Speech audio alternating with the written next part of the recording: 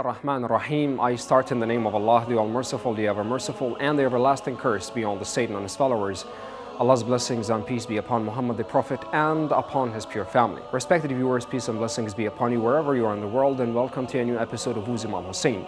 In this episode, we are talking about the qualities of the belief. Respected viewers, we find in every aspect of the life of Imam Hussein, peace and blessings be upon him and upon his pure family, the best characteristics of the believers, whether we are examining his youth or his adulthood. There are, however, many reports from the holy household of Prophet Muhammad on the subject of the qualities possessed by the believers, and these exist not mainly so that we may evaluate others, but so that we may evaluate ourselves as well, and where we stand in the progression of our faith and in the path towards excellence.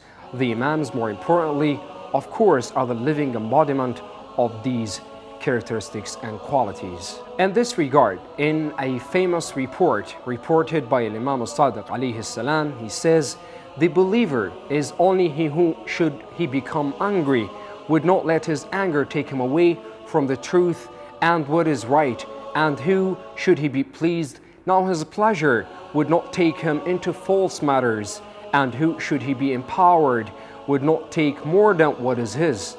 In other words, respected viewers, the believer is one who, regardless of external circumstances, does not exceed the boundaries laid down before him by his Lord. For when we start to allow ourselves, by virtue of our emotional excitement, to exceed these boundaries even a little, that excess changes us so far. It becomes easier and easier so far to exceed those boundaries, eventually by leaps and bounds, in effect allowing ourselves to transgress such divine limits in a door to disbelief.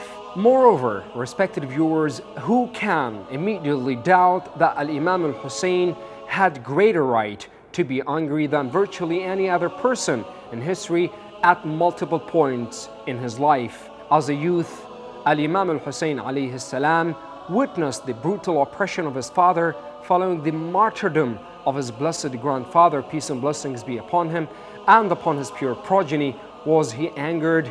Undoubtedly he was, when he saw the suffering and martyrdom of his mother and unborn brother. Was he angered? Undoubtedly he was, when the arrows were fired at Imam Hussein's sanctified body. Was he angered?